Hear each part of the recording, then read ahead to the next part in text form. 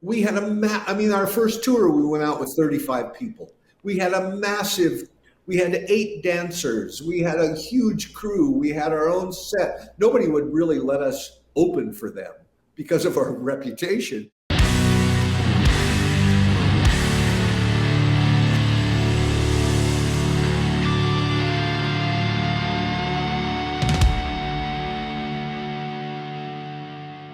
The Fred Minnick Show is brought to you by Michter's and 291 Colorado Whiskey. I am I'm basically a whiskey critic. I'm an author. I started getting recruited by festival promoters to come in and do whiskey-related stages at music festivals. And, really? Yeah, and so I was trying to do to bring whiskey to music more, and so I would end up having my own stage at a music festival, and would interview distillers and whiskey makers and blenders and bartenders and stuff like that, and we kind of became like like a lot of festivals will have a comedian tent, we'd have a whiskey tent, so whiskey. It was okay, and so that's kind of how it started. But my passion for music has always been huge. I can't play anything. I can't sing anything. Like, I have no musical talent whatsoever. So I am not worthy in that sense. My superpower is drinking. So. Okay. Okay. I was going to say, we're going to start tasting whiskey, and this interview is going to devolve into, the real truth. Well, that's, that is always the fun part. And it's not I'm not a gotcha guy or anything like that. I'm just here to have some fun and sip some whiskey with some great people. And I sent you more than whiskey. I sent you Diplomatico Ambassador Rum from Venezuela.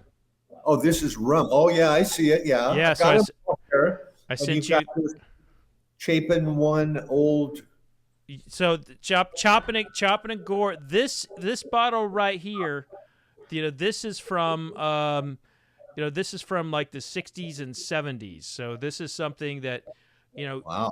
The tubes forms in 1971, 72. Is that right? Yeah. Well, yeah, about 72, and then our first album was 75. So this would have been on the shelves when your first album came out. Wow. So I'm a big fan of this one, so I'm so excited for you to have that. Okay. And then what was my whiskey of the year in 2018? A 15-year-old Barrell Bourbon. It's a blend of straights. It's very fantastic. And then we're heading on over to Colorado to drink some Colorado bourbon. So I see this 291. Yeah. Yeah, so we can sip all four. We can just pick 2 or 3 or 1. I whatever you want, man. All right. I'm good. I'm good. It's only 11 o'clock out here, so it's a little early for me to start drinking. Well, but I got nothing else happening today. I have another interview in about 3 hours, but I'm good. Got it. Well, I tell you what. I want to taste it. It's a tasting and conversation. So, okay. and there's a saying here, Kentucky, you can't drink all day unless you start early in the morning. So, that's good. Okay. So, well, what are we starting with, though? I was thinking about that, and I kind of want to start with, the Chapin and Gore, and this is a vintage. This is such a beautiful old representation of how bourbon used to be made. It's just, first of all, look at this jug. This is, they don't make them like that anymore. Right. Now they're plastic. Yeah, and that's not exactly. That's like what, a gallon? Yeah, it's I don't think it's a full gallon. Let's see what the actual prove here. It's 1.75 liters, 59.2 fluid ounces. Okay. Are you ready to try it? Sip it? Let's do it. So when I'm tasting bourbon, I like to smell it first. give it a little bit of a smell, and then put it on your palate. Smells good. Oh, that is tasty. So, talk about what it was like, you know, for your. Isn't that something? Yeah, that's really sweet. That's smooth. That's gonna be hard to beat. That's like. Wow. This is so when we look at the, you could say she's a beauty, huh? Chapin and Gore, she's a beauty, eh? Totally. God, that's great. And this is going to ruin me because, you know, we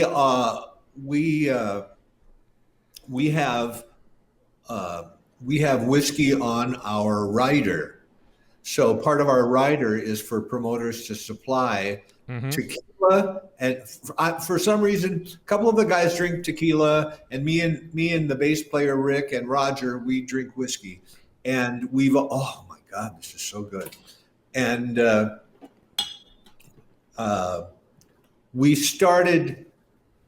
Gosh, we've kind of slowly upgraded. We kind of started with like Jack Daniels, and we went, no, this is awful. And then we switched, for a long time, we switched to VO.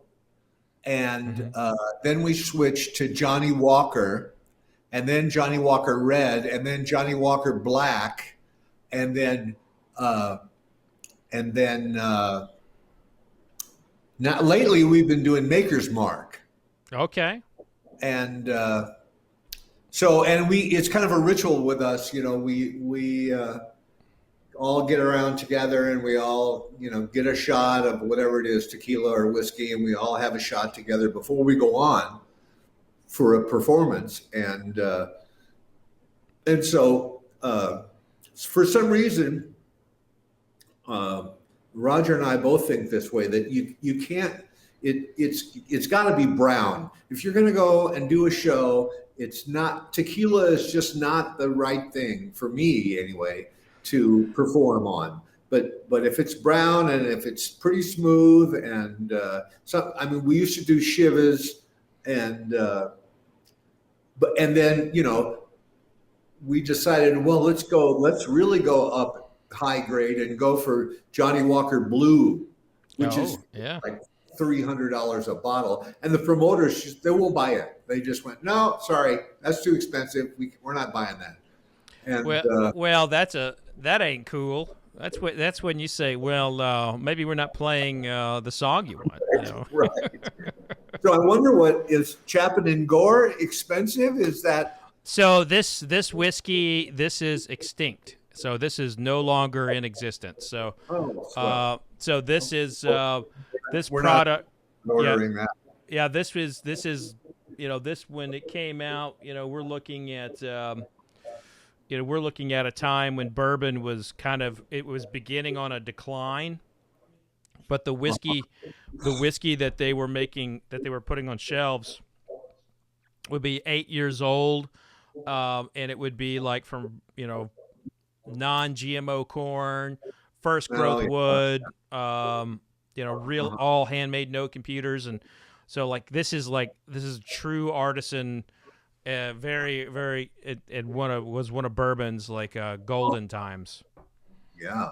And and so bourbon is supposed to, just for my own education, bourbon, as opposed to whiskey, bourbon is a blend, right?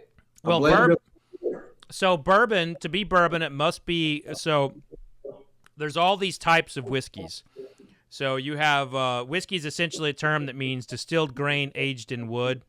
And you have, in Scotland, the way they make whiskey there is very different than the way they make in the United States and Canada. And bourbon is a type of whiskey that comes from predominantly corn, so it always has to be at least 51% corn. And there's a lot of other technical things that are with it, but the most important factor is that it always has to go into a new charred oak barrel. And so you look at like Scotch and Irish whiskey and Canadian whiskey and Argentinian whiskey, Mexican whiskey, all the other whiskeys in the world, United States bourbon is the only one that has to go into a new charred oak barrel. So all the other ones are going into used barrels. Used barrels, right. And the other ones can add coloring. You look at that color right there. That's Yeah. all from the barrel. Like Oh. there is no coloring added to it. So that's all from the barrel. So it starts out clear, and then you put it in the barrel. That's exactly right. Yeah. Clear as the water from your tap. Like moonshine. Yeah. Exactly like moonshine, and you know when it comes off the still, you know they're calling it new make. You know they're calling it new make. They're calling it you know all sorts of white lightning, white dog, but Right. moonshine is as good as any. But Yeah. now, what were you early on like? So when this bottle was sitting on the shelf in the 70s, what were you drinking back then? Were you drinking whiskey back then? Uh, probably, probably not. Probably not. I was smoking pot back then. That was what I was doing. Uh, I didn't really drink much. I really wasn't a big drinker, and I love pot smoking. I was a hippie. I was a hippie pot smoker, and then I would always, I would never smoke before a gig, ever. That was like my rule. You don't, because I'm worried. I'm the singer. I'm worried about my voice. I don't want to. I don't want to hack up my high notes with a bunch of pot smoke, and so. I pretty much, in fact, it was funny. We used to have a road manager or stage manager. His name was Chopper, and Chopper, his job, other than all of the setting up the gear and all of that kind of stage manager job, was to have a big reefer rolled for me when I came off the stage, and the second on whatever after the last encore and the show was over. The first thing Chopper would do would hand me a big joint, and and I would smoke pot, and I was never really into any other kind of drugs, cocaine or whatever, and so I didn't drink a whole lot, and so then kind of as I got older, then we had a little beer, and then no, we can't drink beer because you're going to get fat, and no, and then we started, like I said, we started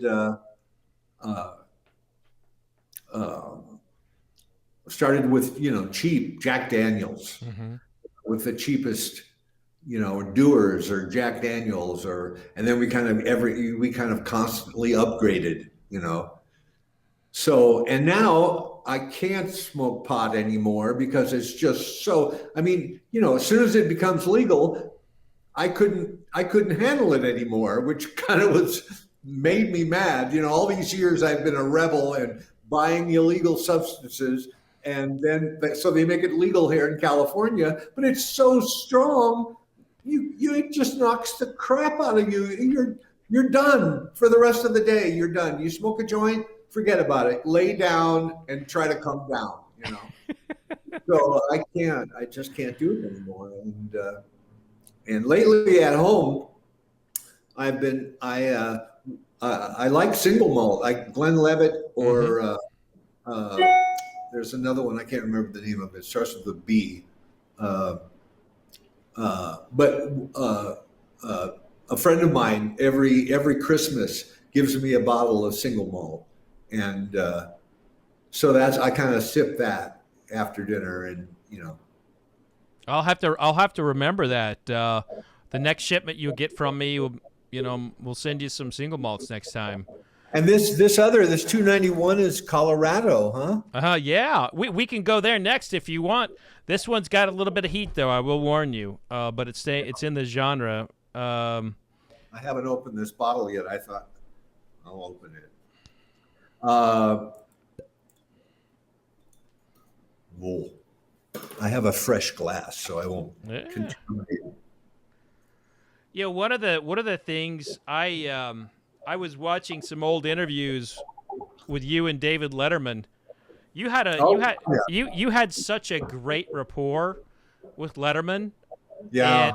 And like, as an interviewer, I love his style of interviewing. But what was it about sitting down with Letterman? You all had such a chemistry, and he doesn't always have a chemistry with everybody, but you guys had such a great chemistry. Well, I think his girlfriend at the time was a big Tubes fan, and she was actually responsible for continually bugging him about getting me on the show. And so then he listens to some music, and then and I had actually met his girlfriend at a Tube show years before, so we kind of started off with something in common, and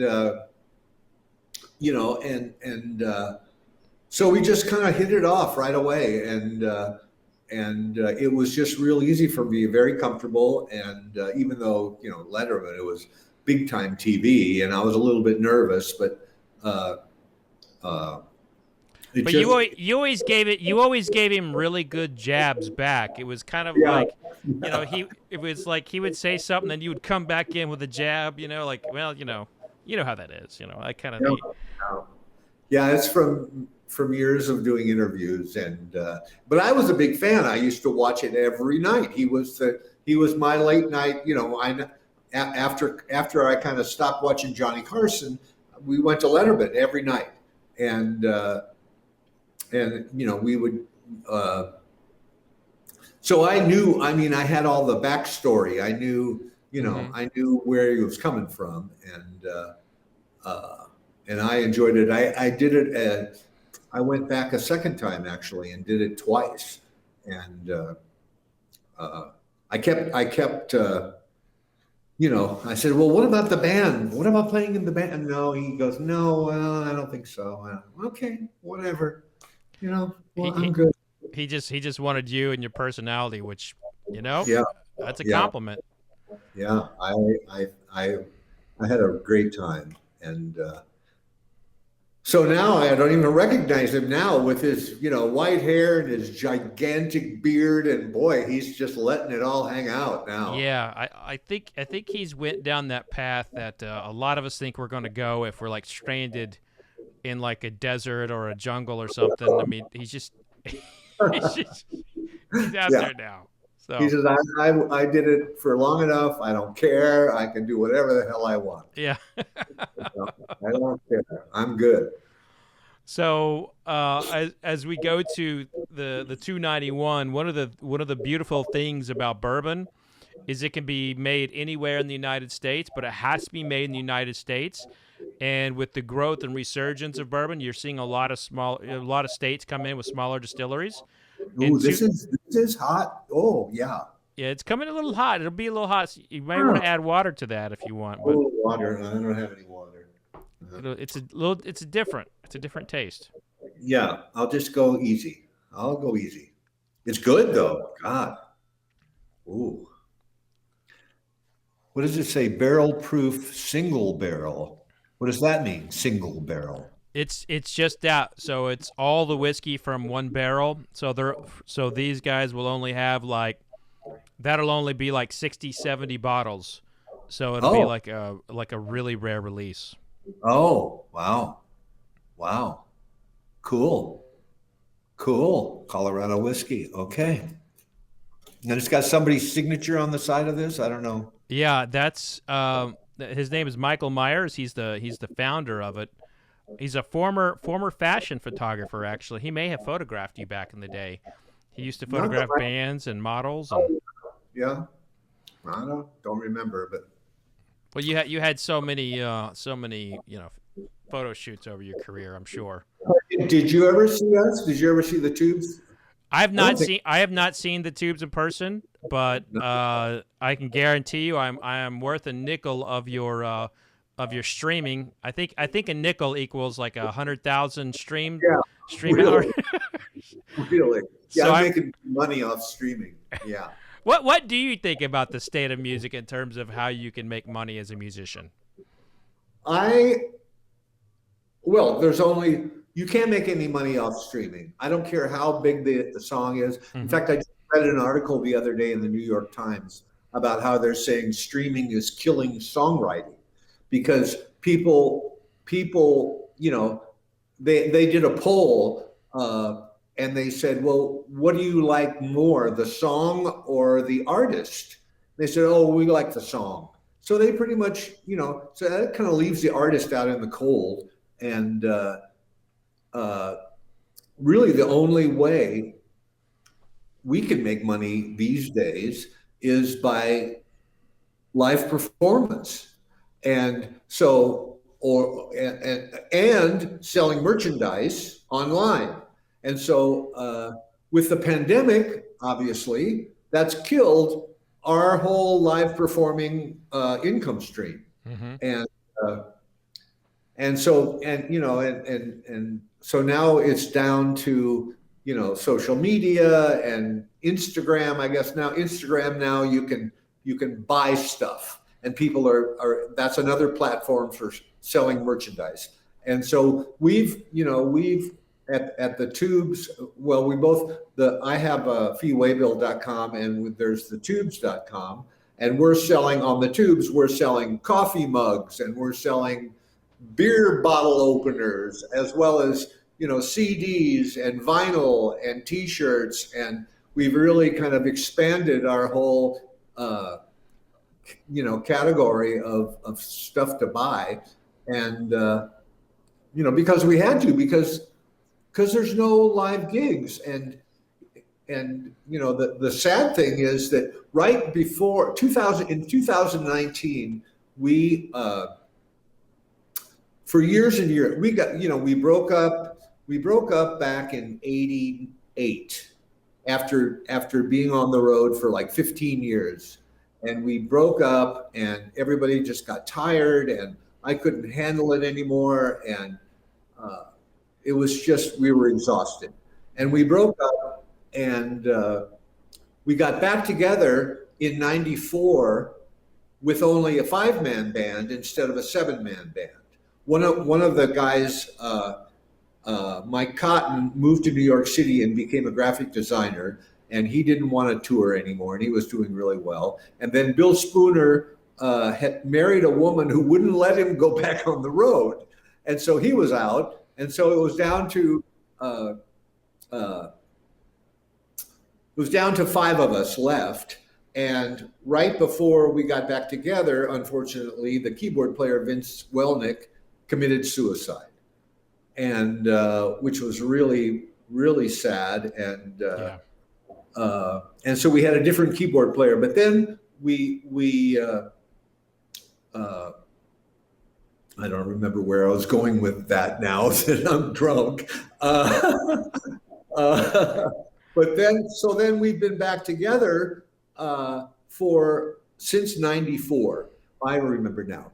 And we had a management company. We actually had an agent way back then who was into crack and hookers. Wait, you had an agent into crack and hookers? Yeah, and I can't remember his name. Thank God. Did he bring that stuff backstage, or? No, not really, because he was a booking agent, so we hardly ever saw him. But he kind of completely burned out, and then we got another, and then we got a management for a short time, but pretty much for about ever since about maybe 95 or 96, maybe, we had no management. And I did everything. I was the manager. I booked the shows, I booked the travel, I worked with a booking agent on what gigs to take and what not to take, and trying to figure out, what the logistics were. And that lasted, and we went on and on and on, and until about the beginning of 2019. And in 2019, we met through a friend of a friend, we met a guy named Jonathan Wolfson, who was a band manager, a former PR guy that became a band manager. And he managed Hall & Oates, who he brought back from total obscurity, and Loverboy. And I went out and met him, and I had him come to a show here in Los Angeles, and he loved us, and he said, "Okay, I'll take you guys on." And so I was thrilled, and we were all thrilled. And the guy's brilliant, and he's also affiliated with Live Nation. And we really weren't a Live Nation band. We were kind of bucking Live Nation, which is, as you may imagine, difficult since they own everything and they own all the agencies and they own the venues. And anyway, so as of 2019, we worked more than we had ever worked in our entire career because we had Live Nation behind us. We were doing shows with Hall & Oates, and we were doing shows with Loverboy, and that would be a good interview for you to do, is Mike Reno. He is a great guy. We've been friends for years and years and years. He lives in Canada, in Vancouver, and he would love this. He would love this whiskey tasting thing. And he's a great singer too. And so we've done a lot. We did a ton of shows with them in 2019, and we just worked like crazy. And then all of a sudden, 1 year of this great time, and then the pandemic hits. Yeah. And so we're, in fact, the last gig we did, I still remember, was we did a weekend with Loverboy, and we played the Ryman Auditorium in Nashville. We played the original Grand Ole Opry, and it was spectacular. Oh my God, it was so great. And people loved it and went crazy. And we did a beautiful theater also in Chicago at the Genesee Theater outside Chicago. And that was January 21st of 2020. And that was the last gig we've done. Wow. And so now we're looking at 15 months later, 16 months later. I was talking to the guys the other day because they want to start working again. Mm-hmm. And we just confirmed some shows for August 20th. We're going to start back up August 20th and start working again. And now, do you still get in your wig and your and your onesies? Yeah, and the big shoes that are this big. Yes, I did, or I had. God, I was telling the guys, and I said, we got to rehearse. I said, I can't even remember the words to White Punks on Dope, and I've only, we performed that song 10,000 times, and obviously I do, but so I'm scheduling a rehearsal actually for next month. I said, let's just, rehearse a few days in June, and then rehearse a few days in July, and then rehearse a few days in August before we head back out again. So, so we're not. Now, have you ever thought about like auctioning off like the outfits like after a show? Do you ever do that? We have in the past.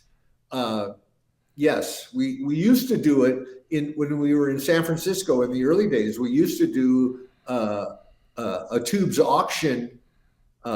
We used to do it every year. We would auction off old props and old sets and old costumes, and we used to do a tubes talent hunt also. We were pretty much the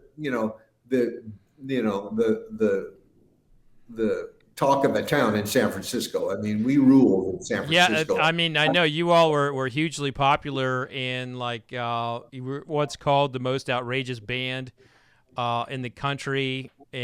And there's like all of these like legendary stories of people running into you as well in San Francisco. And so it's kind of like there's this myth and the legend around the tubes and you in particular, Fee. It's just kind of cool, and it's completely exaggerated, as you may imagine. I mean, they used to say that we were X-rated and we were performing live sex on stage, and we had dancers, we had the tubettes, and in the beginning they would dance topless. Because in San Francisco, you could get away with that. But once you got outside of town, depending on where you were, either they had to have pasties over their nipples or they had to wear a bra kind of, top. And in fact, I remember we rolled into the Midwest. I think we were playing Kansas City. And they course, our reputation preceded us, and so this happened a number of times. They would want us to post an obscenity bond, and if you were obscene in their estimation, you would forfeit your bond. And sometimes the bond was as high as like $10,000. You know, I remember. So I would have to sit down, like in Kansas City. The guy goes, okay, well, we want a $10,000 obscenity bond. And you know, back then we didn't have $10,000. I mean, we had our first tour, we went out with 35 people. We had 8 dancers. We had a huge crew. We had our own set. Nobody would really let us open for them because of our reputation. So our first tour, we went out as a headliner and we played, you know, small theaters, you know, 12, 1,500 seat theaters. And so, you know, we would spend pretty much every dime we made on our insane production, and we loved it. And art for art's sake used to be our model, and we didn't care. You know, we would spend it, you know. So anyway, we roll into Kansas City, and the district attorney of the state of Kansas came to the gig and sits down with me, and he says, okay, well, you're going to have to post a $10,000 obscenity bond, because we've heard about you, and you're going to have, you know, if you have nudity or if you have live sex on stage, you know, not only are going to shut you down, we're keeping the $10,000. And I knew this was coming, and it had happened before. And so we had a body stocking, you know, a one-piece nude body stocking, nude colored. And we painted Prairie airbrushed tits and genitalia on this body stocking. And that's what I would pull out of the costume box and show to the district attorney and going, look, there's no nudity.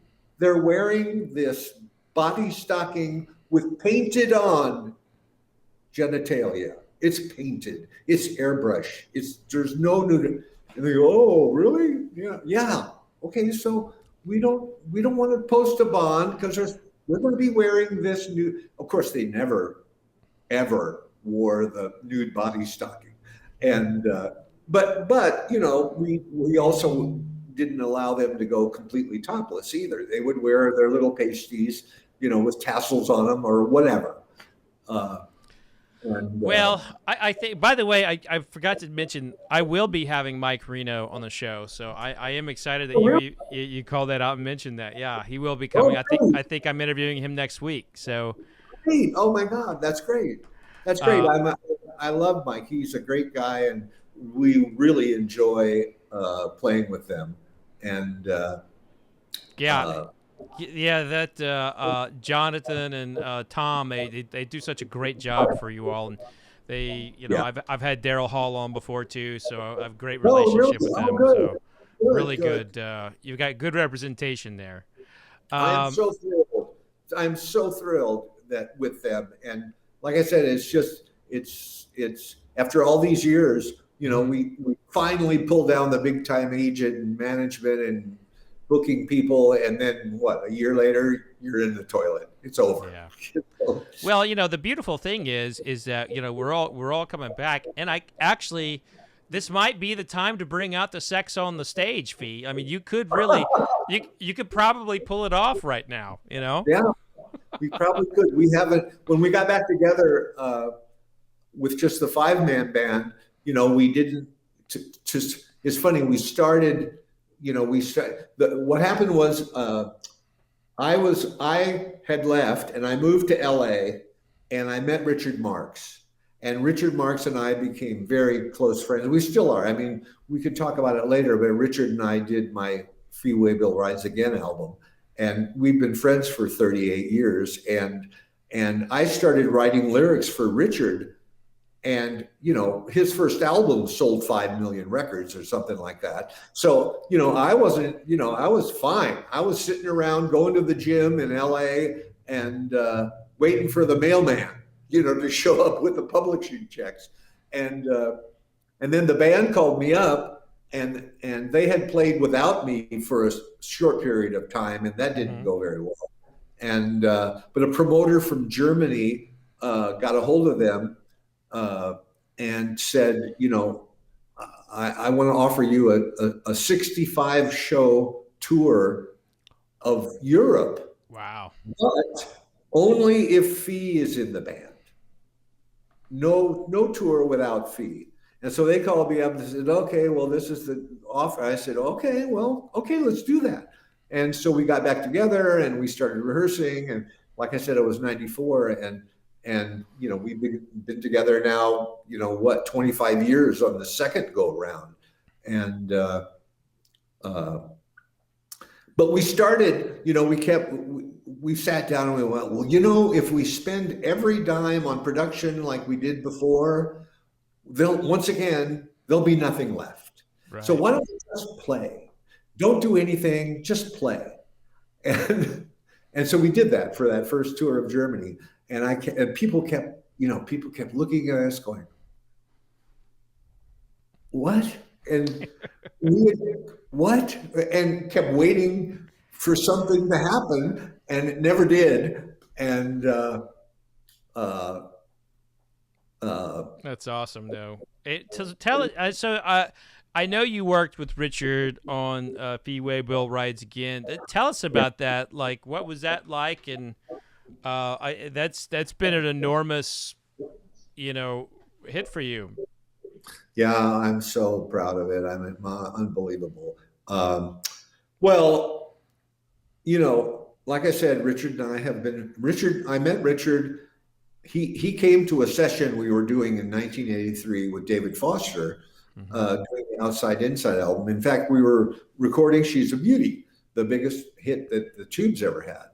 And Richard came to the session because he was in LA and he had a connection and wanted to meet David because he was, he admired his producing and wanted to learn. He was 18 years old. And so he came to a session, and one of the guys in the band was trying to do a solo and was having a hard time and was hungover and just couldn't, could not get it right.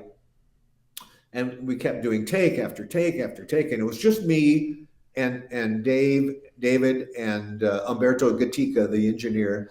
And he kept coming back in the studio going, and David went, dude, this is not happening. You got to work on your amp, work on your sound. And he was so frustrated and got more and more pissed off. And so at one point, he's standing in the studio just going, oh, and he looks around and he sees Richard sitting in the back of the room, just in the shade, kind of sitting there being really quiet, and he went, who the hell is this guy? And he just goes off on him, what the hell is this guy doing? And I said, get this guy out of here, come on. And he just flips out. And I just went, dude, it's just some kid that wants to meet Foster. Don't worry about him. Just go do your shit. Get your part done. Don't worry about him. He's fine. And so I just defended him, and not even knowing who he was or anything about him. And then at the end of the session, he comes up to me and he goes, "Oh man, thanks so much." And and he said, "I'm a big fan of your lyrics. I follow the Tubes, and I know I love your lyrics. And would you write a song with me?" And wow. I went, "Okay, well, sure." So we did. We started writing together, and and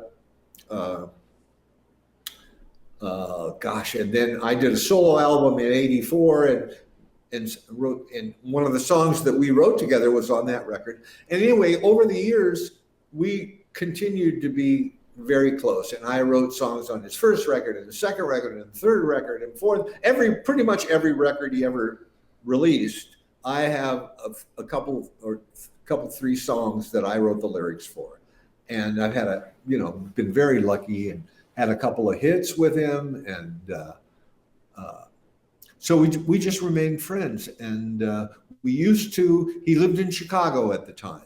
And he ended up marrying a Tubes dancer after she had quit the Tubes. He didn't meet her through me, but Cynthia Rhodes used to be a Tubes dancer, and then she quit and became an actress and did Dirty Dancing and Flashdance and a number of movies. And they met and they got together and they got married and they had 3 sons.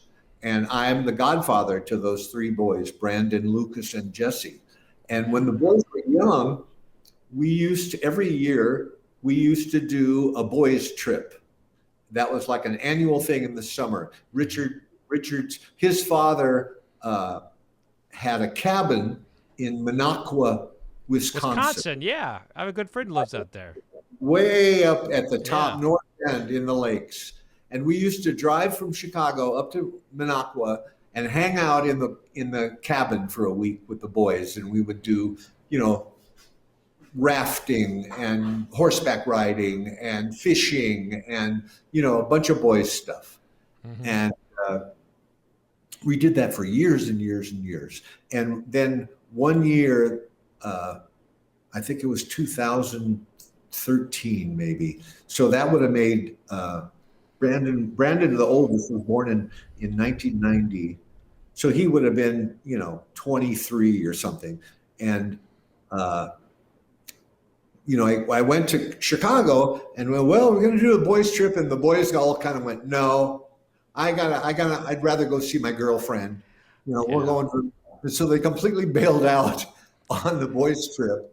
And I was there, and Richard had a studio in his house. He had this gorgeous house up north of Chicago on Lake Michigan. And he had built a recording studio. And he goes, well, let's go write a song, maybe let's just write a song and see what happens. And so I said, okay, fine. And so we, instead of going to Minocqua, we went and wrote Faker, the first song on the record. And that was it. That started it. And then, we got together again and we wrote a couple more. We wrote How Dare You and Woulda, Coulda, Shoulda and Promised Land. And so we had, around in the next couple of years, by about 2015, we had 4 songs in the can. And then we kind of the whole thing kind of stopped. Mm-hmm. We went on the road. He got a divorce. He moved to Malibu or to California originally. And so everything got put on the shelf. And we kept, I'd see him every once in a while and he'd go, well, let's get back to doing your solo album. Yeah, okay. And then pretty much 4 or 5 years went by and we did nothing. And then once again in 2019 in the summer, he was kind of pretty much settled and we had been working a lot, the Tubes had, and I had some time and some money. And, we said, well, let's go back in and finish it. And so we did. And, we drug up some, the one song, Say Goodbye, was a song that I had written for him, a ballad I had written for him. And he had never managed to get it on one of his records because he had too many ballads already. And so that one, I really loved that song. I said, well, let's do that one out. Let me do a vocal on that one. And then we're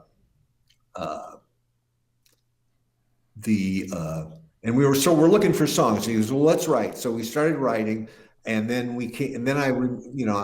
he had another song, Still You on the Inside, was a song that he had written for Daughtry with Chad from Nickelback. Mm-hmm. And he always, whoever he's writing with or for, he's written a lot of songs with Keith Urban, and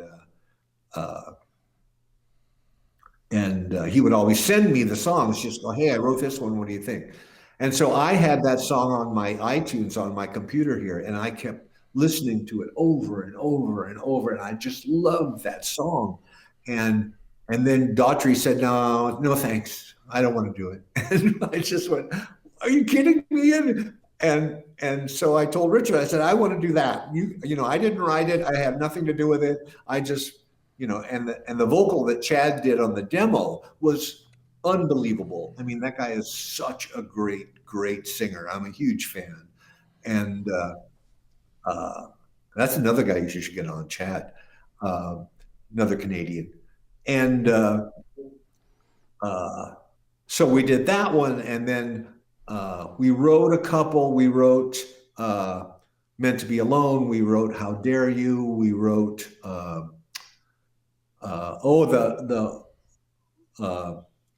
we kind of half wrote Man of the World was a song that we had both forgotten. And Richard's going through his old, work tapes, and he comes up with this track that has no lyrics to it. And he liked the track, and he sent it to me, and he goes, what is this? Do you remember what this was? And I said, no, I don't remember that. I completely forgot it. And he goes, well, see if you can find it. And so I started. It's funny, I couldn't remember the name of it. I couldn't remember the lyrics and nothing. And on my laptop here, I have a folder that is just lyrics, and some lyrics, some poems. I did a poetry book a couple of years ago, and a lot of the poems are there that never became songs or never became song lyrics. And so I started, and he goes, try and find it. And so there was kind of a half of a melody line in the track that he sent me. And I started going through my list of lyrics, starting with A. And I played the track, and then I would look at the A song and see if it fit into the meter of the length of the melody line. And I did that, and no, didn't fit. So I went to B, then I went to C, then I went to D, and then I got all the way to M. And when I got to M, I had this lyric, Man of the World, and all of a sudden, this is it. And it was like halfway done. And so I finished it. We went in, did more overdubs and vocals, and finished that. So it kind of, this record is gosh, I guess from 7 years in the making, 7 years. And I'm so, God, I'm so proud of it, and so proud of him. And the thing with Richard is probably the most brilliant songwriter I've certainly ever worked with, including, or producer, including David Foster, who is, obviously brilliant. But there's something about Richard that, not to mention his sense of hooks, his sense of chorus, his sense of building a song to a climax. But I think it's because we're so close, and he knows when he's producing a vocal with me in the studio, we're so close. He knows exactly what I can do and what I can't do. Mm-hmm. And he doesn't, he doesn't push me to a place that I can't go, basically. I don't know how to say this, but he knows. And I'll do a line and he'll go, that's it. Or he'll go, no, this is not this. You're a little bit sharp on this. I need you to do this. And the one exception to this was the Still You on the Inside track, because Chad, like I said, is such a great singer, and he's got a really high tenor voice. And I told Richard, I said, I want to do this song. And he goes, well, man, the ending chorus, he jumps up an octave at the ending chorus to sing the melody line an octave higher, and it's really high. And he really had a hard time doing it. And I don't know if you can pull this off or not, and not have it sound really strained. And I went, well, Richard, I think I can do it. You got to give me a shot. And so I did it, and we're in the little studio here on Melrose in LA here in Hollywood, and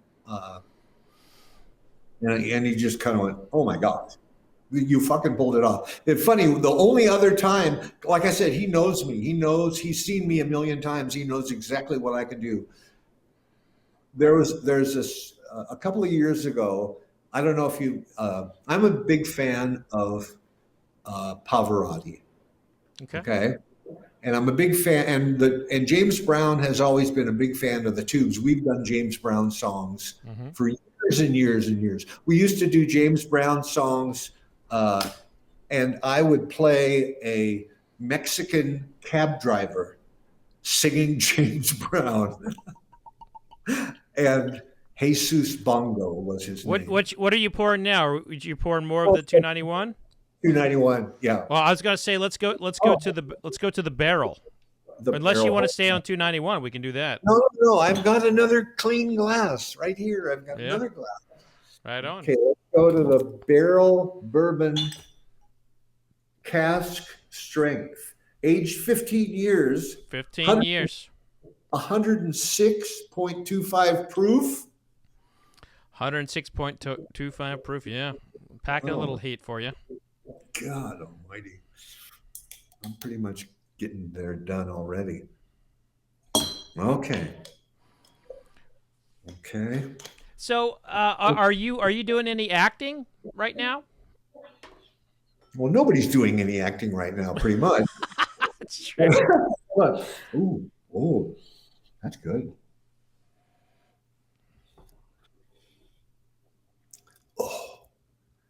Oh, wow, that's really good, man. So I was saying, that's 93 proof. This is 106 proof. Wow. And the rum is 94 proof. Oh, God. God almighty, that's good. So so James Pavarotti in 2002, Pavarotti did a benefit concert in Italy for Angola. And he did a bunch of duets with all kinds of different people. And one of the duets, you can find this online, he did a duet with James Brown. And they did This Is a Man's World. This is a man's world. James Brown song. And Pavarotti sung it in Italian. And I heard this, and I've talked the band into doing it, and we did it where I sang it. I sang both parts. I sang Pavarotti's part in Italian, and actually I'm Sicilian by ethnicity. My grandmother came from Sicily. Wow. And I don't speak Italian very well, but I can, I've got the accent anyway. And I sang that in Italian, and I sang the James Brown part. And we played Chicago once. We played a little theater in Chicago when Richard was living in Chicago, and he came to see us. And he just lost, when I did this, he'd lost it completely. It was so great. And usually it's the other way around, and he came back after the show and said, "Man, I can't believe it. I didn't know you could sing like that."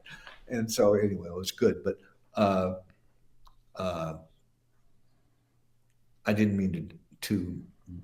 That's so cool, man. Because Pavarotti died not too long after that, right? Like I mean, and so I think he died in 2006, 2007. So that would have been one of his last Last shows. Yeah, last shows. Yeah, it was amazing, really amazing. But so, what would go back? What did I interrupt you?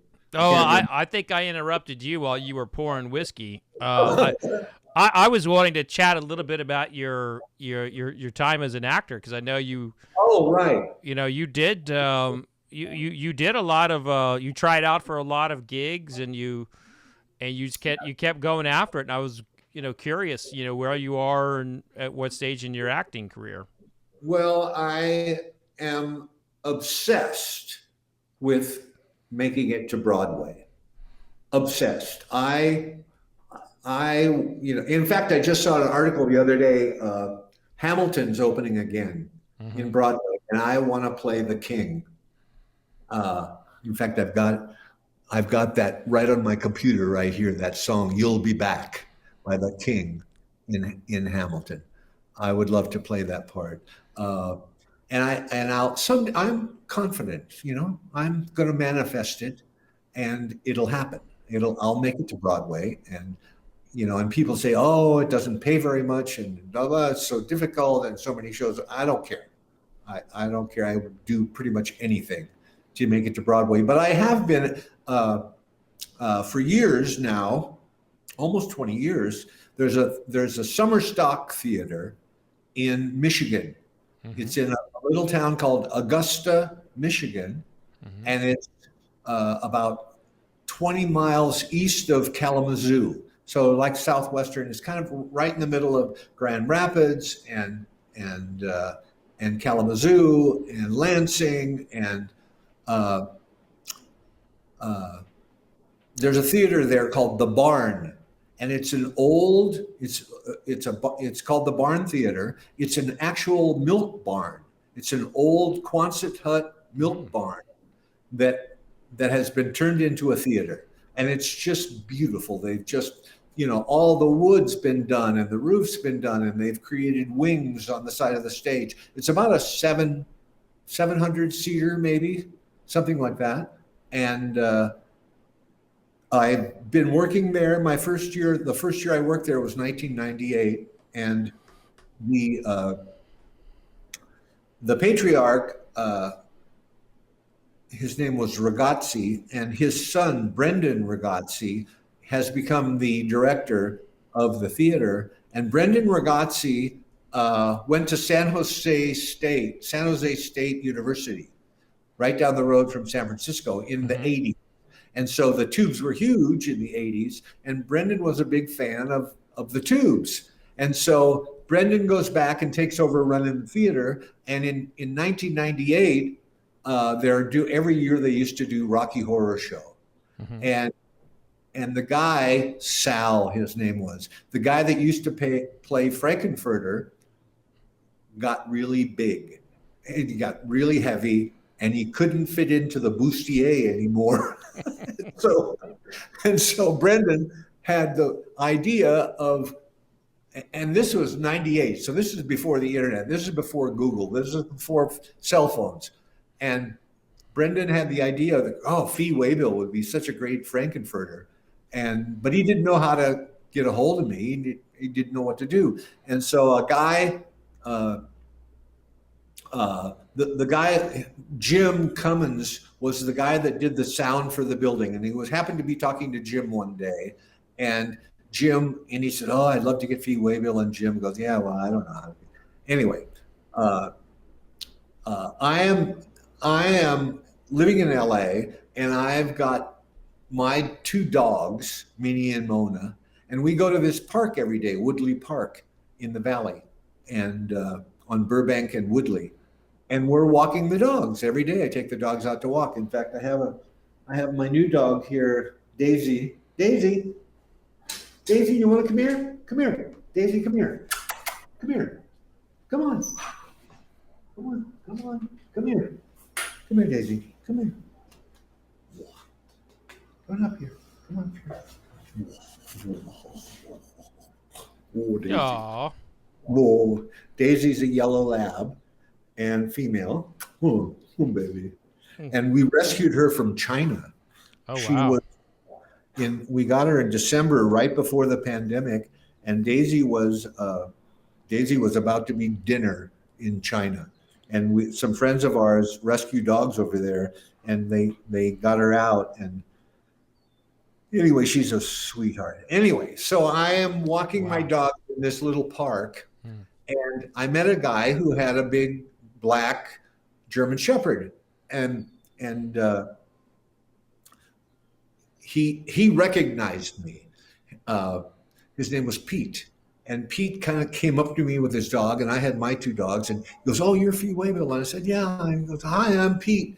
And it turns out, and I said, "Okay, well, let's walk with the dogs." And they played and had a great time. And Pete is a cameraman from Michigan. And he said, "Oh, I'm out here doing some camera work. I'm doing a commercial for them, blah, blah, blah."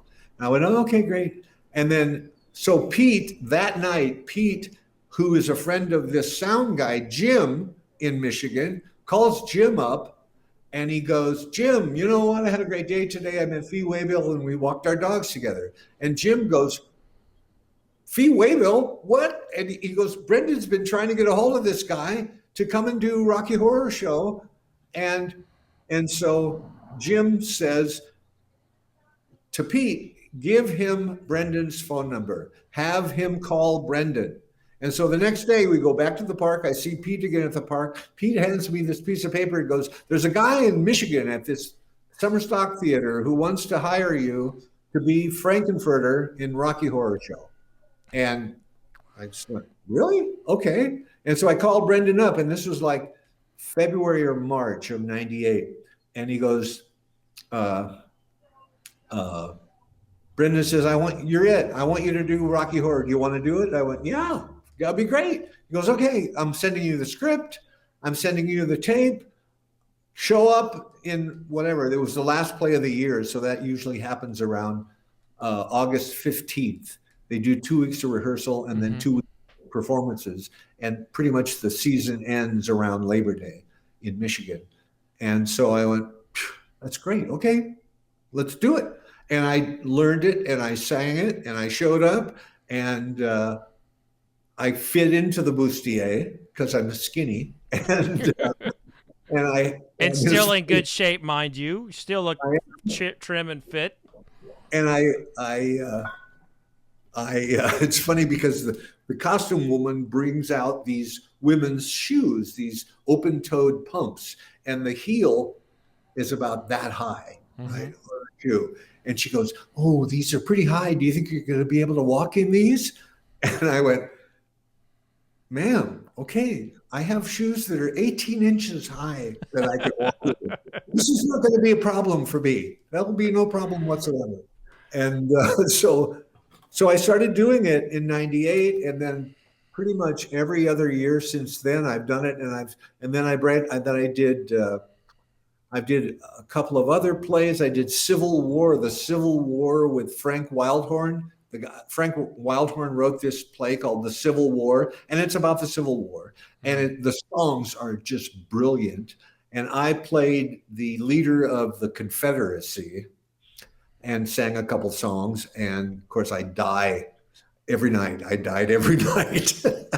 And then we did. I've done a couple times. I've done Spam-A-Lot. You know, are you a Monty Python fan? You know, Monty Python was like something I would watch all the time, but they all kind of jumble into one movie for me. You know. Yeah. Well, the play, the musical comedy Spam-A-Lot is kind of a combination of all of those movies. As we go to the rum now, this is the Diplomatico. So your vision right now is we're wanting to get you on Broadway. And here is the thing. There are people who listen to this show who are in Broadway and are Broadway bookers and off Broadway. And really? one of my former agents is really connected into the Broadway scene. Really? And it's like I have friends in that area, and I have to tell you, I think you would be perfect. I think you'd be perfect in Hamilton. But I think I would. I think I would. I mean, I don't know that. I mean, but I if know not, that. if I know. not, I know it. if not Hamilton, what would you do? A new show? Would you do? Yeah, I'd do anything at this point just to get in the door on Broadway. I would do anything pretty much. And Elizabeth and I, my wife Elizabeth, who is the love of my life, and my God, she's the most brilliant person I have ever met. I don't know where I would be without her. We go to we had before, the scourge that we are experiencing. We've been to Broadway quite a number of times, and every time we go to Broadway.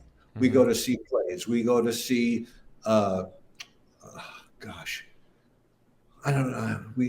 We've seen so many plays there. We saw Bryan Cranston do Network. Oh wow! Oh my God, it was spectacular. And Bryan Cranston is, well, he's not really a friend, but he's an LA guy, and he always. I have a close friend who is a DJ at an ESPN sports channel on the radio, sports show. John Ireland, his name is. And Bryan Cranston is a big sports fan, big Dodgers fan, big Lakers fan, and he goes on all the time. And that's how I actually found out about him doing Network. And of course, I was a huge fan of Breaking Bad. Yeah, I mean, great movie, great series. Yeah, Better Call Saul, and even Aaron Paul's stuff, El Camino. That movie is great, and now they have a tequila. Like everyone else on the face of the earth, they have a tequila. Brian and Aaron Paul have a tequila, and I can't remember the name of it. Dos Hermanos, Hermanos, like the name of the Chinese, like the chicken restaurant. Yeah, that sounds right. I haven't been too involved with following that, but yeah, there a lot of people have tequilas now, and I'm trying this rum now. Now it's rum time, and then you have to pick Fee. You have to pick your favorite after this tasting. Ooh. Gosh, rum is kind of sweet, I don't like that as much as the bourbon. There's a rum in Jamaica called Ray and Nephew. It's a clear rum and it's overproof. It's like 65% alcohol, and this is a little sweet. It's not quite that sweet, but there's a place we've been to a couple of times called Golden Eye. Have you heard of Golden Eye? A resort in Jamaica. It's just I've not heard of it. I've not been there. It's east of Ocho Rios, and Golden Eye was started. And I can't remember who was the guy that wrote all the James Bond novels. Ian Fleming. Yeah, Ian Fleming. Yeah. Ian Fleming had a house in this little spot east of Ocho Rios, and he turned it into a resort. So now there's a resort there, and called Golden Eye, and all of the and we've been there a couple of times, and it's just spectacular. And we go there and we drink this Ray and Nephew rum. It's the only time I ever drink rum, pretty much, is if I'm on vacation in a place like that. And, well, I'm looking around. I have that in my office. You have Ray and Nephew? Yeah. Yeah. It's one of my favorite brands. I'm just looking on the wall. It's not jumping out, but it is a great brand out of Jamaica. I think this Barrell. Barrel is your champion. Yeah, Barrell bourbon cask strength. Well, 106. Oh my God, 15 years. And for those listening who know the bourbon, this is the Gray Label from 2018. Ooh, yeah, and they still make this, right? Yeah, it's an annual limited edition release. Uh-huh. And it's been 15 years old every time. But it's they do a really good job. They're really great blenders. Wow, Barrell. So you've Okay. got some the tubes have you guys are going to go back out on get back out on the road in August. August 20th, we're playing a club here in Orange County called the Coach House, and then the 21st we're flying to Phoenix, and we're going to play a casino there in Scottsdale called the Talking Stick Casino, All right. and then on the next day, the 22nd, we're going to Rockland, California, which is like outside Sacramento, Mm-hmm. and finding like a theme park kind of place there. Okay. And then they're working on dates for September and October. September, we've got a bunch of East Coast dates planned. I mean, this is all, this is all pending any kind of fourth wave, fifth wave. Yeah. How many waves there have been, but pending another wave of this hideous virus. But I just read today that CDC said you don't have to wear a mask anymore if Yeah, you're if you're vaccinated. which I am. Same here. Woo. I went to Dodger Stadium, and Dodger Stadium had the whole parking lot. They put like 1 billion cones, and you would wind your way through these cones back and forth and back and forth, and finally you get to the spot where they were vaccinating you, and you didn't even have to get out of the car. You just roll the window down and stick your arm out, and that was it. Bam. Okay, 15 minutes, you're done. Well, Fee, we survived a little piece of history there, and in 100 years, they're going to be looking back on us like, what the hell were those people doing? They screwed that up. There was no right way to handle this, but we guarantee it. Our society screwed it up of like how to handle it. And I'm just so thankful we're about to see you on stage again. About to see. Oh, me too. I cannot wait. And in fact, I was just looking earlier today. I was looking at old set lists, and I'm thinking in 2019 we started doing the Completion Backward Principle album. From in order, top to bottom in order, Completion Backward Principle, and then take a short break. Well, not really a break, but Prairie Prince would play a drum solo for 5 minutes. He's incredible. And then we would come back out and do, what do you want? The other iconic songs that everybody wants to hear. What do you want from life? Out of the business. White Punks on Dope. Talk to you later. She's a beauty, et cetera, et cetera.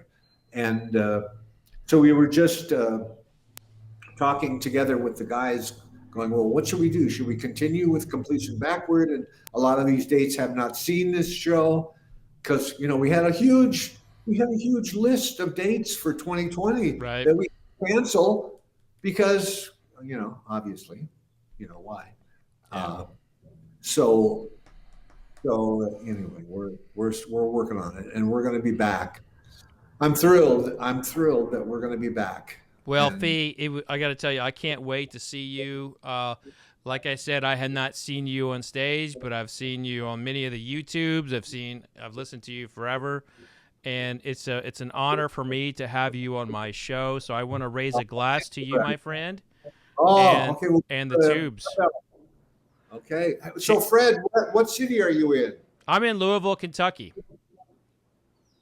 And isn't that close to the border? Isn't that like near Cincinnati? Yeah, we're about an hour from Cincinnati, hour and a half, depending how you're driving. But yeah, we border Indiana. We're not far from Illinois. We're not far from Ohio. Tennessee is the longest drive that I can think of all the bordering states. But well, I was going to say Cincinnati is on the list. We're going to play Cincinnati in October. And let me know stay in contact and text me or whatever, and I'll make sure you're on the list for Cincinnati. Okay. Done. I'm trying to remember the name of the venue, and I can't remember the name of it. But somewhere in Cincinnati, and we haven't played Cincinnati for quite a while, but I know it's on the way because they want us to fly out to Cincinnati and then go on the next night to Long Island. And so, yeah. So you'll get an opportunity. That's fantastic. Okay. Well, congratulations for getting back on stage soon. Congratulations on the solo album. That's been a huge success, and just everything that you're doing is awesome. And I can feel it. You put it out there, and this audience is going to help propel it. You, my friend, are going to be in Broadway soon. So, cheers. Well, any connection you have, you're free to give them my contact information, and through Tom or through whatever. Like I said, I'm going to manifest it, and I know it'll happen. And thank you very much for your help. I appreciate it. Absolutely. Well, I believe in you, Fee. Cheers. Okay, man. Cheers, Fred. Whoa. Okay, Barbell Bourbon is my hit. Okay. Cheers. Right. I got to take a nap now. Okay. Nothing wrong with that. Okay.